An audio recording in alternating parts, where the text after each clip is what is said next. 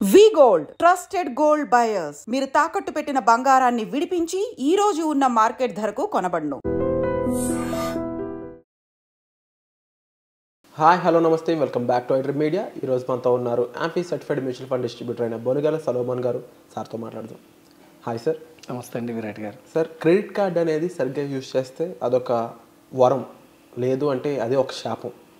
చాలామంది దీని rules and regulations తెలియకపోవడం వల్ల వాళ్ళ సిబిల్ స్కోర్ని పోగొట్టుకుంటూ మరోపక్క చాలా ఇబ్బందులు గురవుతూ ఉన్నారు.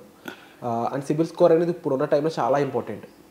సో ఈ క్రెడిట్ కార్డ్ని ఎలా యూజ్ చేయాలి, దానిలో ఉన్న ప్రోస్ కాన్స్ కాస్ట్ ఎక్స్ప్లెయిన్ చేస్తారు. విరాట్ గారు మంచి క్వశ్చన్ అడిగారండి. ఇప్పుడు చూడండి, మనకి మామూలుగా డిక్షనరీలో క్రెడిట్ అంటే గౌరవం, పలుకుబడి డిక్షనరీలో. తర్వాత బ్యాంకింగ్ పద్ధతిలో చూస్తే అప్పు.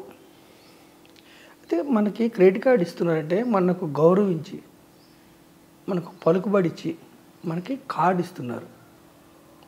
దాని మీద మన చేతిలో డబ్బు లేకపోయినా మనం కొనుక్కోవచ్చు, షాపింగ్ చేసుకోవచ్చు. మన చేతిలో ఇమ్మీడియట్ మనీ లేకపోయినా కానీ మనకు ఒక విలువ కట్టి ఇస్తున్నారు. మనం దాన్ని రెగ్యులర్గా జాగ్రత్తగా పేమెంట్ చేస్తే మన గౌరవించి ఇంకా లిమిట్ పెంచుతూ ఉంటారు. అంటే క్రెడిట్ కార్డు అనేది మనం గౌరవించి ఇచ్చేది బ్యాంక్స్. ఓకేనా విరాట్ గారు? అసలు క్రెడిట్ కార్డు లేకపోతే రెస్టారెంట్స్లో బిల్స్ కానీ, ట్రావెలింగ్స్, ఫ్లైట్ ఛార్జెస్ కానీ, లేదంటే మనకి రిసార్ట్స్ కానీ, అది చాలా చోట్ల మన ఎకానమీకి చక్కగా బూస్ట్ అవుతుంది. ఓకేనా విరాట్ గారు? క్రెడిట్ కార్డ్స్లో మనం ఎప్పుడు కూడా క్రెడిట్ కార్డ్స్ బ్యాడ్ కాదు, క్రెడిట్ కార్డ్స్ మంచివి. యాక్చువల్గా మన యొక్క ఫైనాన్షియల్ నాలెడ్జ్, ఫైనాన్షియల్ ఇంటెలిజెన్స్ మనం పెంచుకోవాలి. దాన్ని సద్వినియోగంగా యూజ్ చేసుకోవాలా, దుర్వినియోగం అంటే అప్పుల ఊబిలోకి వెళ్ళాలా అన్నది మనము ఏం చేయాలంటే ఒక ప్లానింగ్తో, మనకి లగ్జరీస్ కోసం కాకుండా బడ్జెట్ వేసుకుని, అంటే ఎప్పుడు కూడా వాడామో మనకిచ్చిన పీరియడ్లో మొత్తం మళ్ళీ పేమెంట్ చేసేయాలి. చేసుకుంటే ఈ 45 డేస్ రిలాక్సేషన్లో మనకి ఈ 45 డేస్లో ఈ అమౌంట్ మనం రొటేట్ కూడా చేసుకోవచ్చు చక్కగా. వేరే లిక్విడ్ ఫండ్లో పెడితే కూడా మీకు బ్యాంక్ సేవింగ్స్లో 3% వస్తే మన అకౌంట్లో ఇప్పుడు ₹1,00,000 ఉందనుకోండి, ₹1,00,000 మీరు క్రెడిట్ కార్డుతో వాడుకున్నారు అనుకోండి, 45 డేస్ తర్వాత పేమెంట్ ఉందనుకోండి, 1,00,000ని మీరు లిక్విడ్ ఫండ్లో పెట్టుకుంటే కూడా రోజుకి ₹20, 17 to 20 రూపీస్ లిక్విడ్ ఫండ్లో నెగిటివ్ రిటర్న్స్ ఉండవు, జనరేట్ అవుతుంది. అంటే ఎప్పుడు కూడా మన అకౌంట్లో ఉన్న అమౌంట్ వరకు మనం యూజ్ చేయాలి, తాగతకు మించి యూజ్ చేయకూడదు. ఎప్పుడు కూడా మినిమం పేమెంట్స్కి మనం మినిమం పేమెంట్ ఉంటుంది. మనం టైంకి కట్టలేకపోతే మినిమం పేమెంట్ అంటాడు, మినిమం పేమెంట్కి వెళ్ళకూడదు. వెళ్తే ఏమవుతుందంటే ఇంట్రెస్ట్ మీద ఇంట్రెస్ట్ 36%, 48% పడి అప్పులు ఊపిలోకి వెళ్ళిపోతాం. క్రెడిట్ కార్డ్ని మనం జాగ్రత్తగా యూజ్ చేస్తే గుడ్ డెట్, మంచి అప్పు, చెడు అప్పు అని రెండు ఉంటాయి. మంచి అప్పు అంటే ఏమిటి? మంచి అప్పు అంటే ఏమిటంటే మన జేబులోకి డబ్బు సమకూర్చి పెట్టేది మంచి అప్పు. చెడు అప్పు అంటే ఏంటి? మన అప్పుల ఊబిలో తీసుకెళ్ళే చెడు అప్పు. మంచి అప్పుకి నేను ఒక ఉదాహరణ చెప్తాను విరాట్ గారు. ఇప్పుడు చూడండి, ఒక రెంటల్ ప్రాపర్టీ ఉంది, రెంట్ వస్తుంది, కమర్షియల్ ప్రాపర్టీ ఉంది. దానికోసం మీరు ఇన్వెస్ట్మెంట్ చేసిన తర్వాత ఒక 20% కొన్ని పెట్టి మిగతాది లోన్ తీసుకున్నారనుకోండి, అది మంచి అప్పు. అంటే మీకు వచ్చే రెంట్ ఈఎంఐకి వెళ్ళిపోవాలి, మీ చేతిలో పడకుండా ఈఎంఐకి వెళ్ళిపోవాలి. అప్పుడు అది మంచి ప్రాపర్టీ. లేదంటే దాని అప్రిసియేషను మీకు ఒక ఈఎంఐ తీరేలోపు దాని అప్రిసియేషన్ విపరీతంగా పెరగాలి, అది మంచి అప్పు. చెడు అప్పు అంటే ఏమిటి? క్రెడిట్ కార్డు వాడుకొని మినిమం పేమెంట్ కట్టకుండా ఇంట్రెస్ట్లు కట్టడం, ఈ క్రెడిట్ కార్డు అప్పు తీసుకోవడానికి ఇంకో క్రెడిట్ కార్డు నుంచి తీసుకోవటం, దీనికి ఈ క్రెడిట్ కార్డు అప్పులు తీసుకోవడానికి మళ్ళీ పర్సనల్ లోన్స్, ఈ personal loans, consumer loans, credit card అప్పులు ఎక్కువైపోయిన తర్వాత వీటిలన్నిటి కోసం మళ్ళీ కన్సోలిడేటెడ్ లోను. ఇప్పుడు క్రెడిట్ కార్డు అప్పుకి, పర్సనల్ లోన్కి, కన్జ్యూమర్ లోన్స్కి షూరిటీలు ఉండవు. కానీ కట్టలేని స్థితిలో ఏం చేస్తాం మనం? కన్సోలిడేటెడ్ లోన్ తీసుకుంటాం. కన్సోలిడేటెడ్ అంటే ఏకీకృత రుణం. ఏం చేస్తాము? ఇల్లును తాకట్టు పెట్టి తీసుకుంటాం. ఇల్లు మీద ఆల్రెడీ లోన్ ఉందనుకోండి, ఇంకా టాపప్ తీసుకుంటాం. అప్పుడు ఏం చేస్తాం మనం, వీటికి షూరిటీ లేని రుణాలన్నిటికీ షూరిటీ ఇస్తాం. ఇల్లుని మనం జీవితం మొత్తం మీద సంపాదించుకున్న ఇల్లుని ఆల్రెడీ అది మార్టిగేజ్లో ఉంటుంది, దీనికోసం మళ్ళీ వీటిని తీర్చడం కోసం షూరిటీ లేని లోన్ల కోసం మళ్ళీ ఇస్తాం.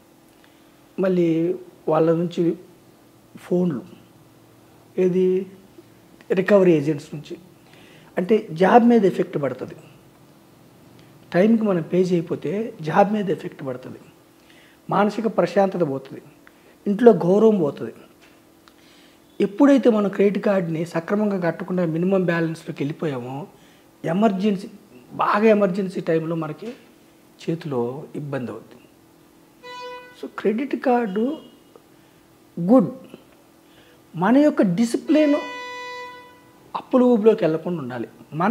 మన ఎమోషన్ కంట్రోల్ చేసుకోవాలి, మనం కంట్రోల్ చేసుకోవాలి. క్రెడిట్ కార్డ్ మంచిది, మనం దాన్ని ఏ విధంగా వాడుతున్నాం అది ఇంపార్టెంట్. అండ్ ఈ క్రెడిట్ కార్డ్ మీద ఉండే పాయింట్స్ అంటూ ఉంటారు కదా సార్, ఆ పాయింట్స్ అనేవి ఎంతవరకు? కరెక్ట్. తర్వాత క్రెడిట్ కార్డ్ సక్రమంగా వాడితే మీకు పాయింట్స్ పరంగా కూడా కొంత అమౌంట్ వస్తుంది. పాయింట్స్ వస్తాయి కదా అని మీరు ఎక్కువ లగ్జరీకి వెళ్ళకూడదు, మీ బడ్జెట్ని బట్టి వెళ్ళాలి. మీరు కొంతవరకు మీకు 100 రూపీస్కి ఇన్ని పాయింట్స్, ఒక 5% ఏమో రిబేట్ వస్తూ ఉంటుంది.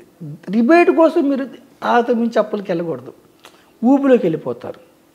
ఇంకొకటి ఏమిటంటే, ఈ క్రెడిట్ కార్డు, పర్సనల్ లోన్స్ ఇవి అసలు ప్రాపర్టీస్ కొనటం గుడ్ లోన్, అంటే పెరిగే ప్రాపర్టీస్, రెంటల్ ఇన్కమ్ కానీ ఇంకోటి. ఎప్పుడైతే మనం క్రెడిట్ కార్డ్స్, పర్సనల్ లోన్స్లో కొని డిఫాల్ట్ అయ్యి వెళ్ళాము, ఇది బ్యాడ్ లోన్ అయిపోద్ది. ఈ బ్యాడ్ లోన్ వల్ల మనకి గుడ్ లోన్ రాకుండా అవుతుంది, భవిష్యత్తులో మంచి అప్పు రాకుండా అవుతుంది. సో మనకి ఎప్పుడు చూడండి విరాట్ గారు, బ్యాంక్స్ కూడా మీకు క్రెడిట్ కార్డ్ ఇవ్వాలంటే ఫస్ట్ సిబిల్ చూసి ఈజీగా వస్తుంది, పర్సనల్ లోన్ కావాలంటే మీకు 3-4 పే స్లిప్లు చూసి ఈజీగా వస్తుంది, కన్జ్యూమర్ లోన్ కావాలంటే ఈజీగా వస్తుంది బ్యాంకులో కూడా. కానీ మంచి అప్పు బిజినెస్ కోసం మీరు స్టార్ట్ చేస్తారంటే ముప్పు పెడతారు. బిజినెస్ లోన్ మంచి అప్పు ఎందుకు? జనరల్గా ఏమిటి, మనం ఆ బిజినెస్తో మనం ఈఎంఐ కడతాము, మన ఖర్చులు వెళ్ళిపోతాయి. అంటే బిజినెస్ పెట్టేది మనం జనరల్గా లోన్ కంటే ఎక్కువ జనరేట్ చేసుకోవడం కోసం. బిజినెస్ లోన్స్ కానీ కమర్షియల్ ప్రాపర్టీస్ ఇట్లాంటి వాటికి ఈజీగా రావు లోన్లు, వీటికి కష్టం ఉంది. బ్యాడ్ లోన్స్కి, బ్యాడ్ అప్పులకి, బ్యాడ్ డెట్స్కి ఈజీగా వస్తాయి.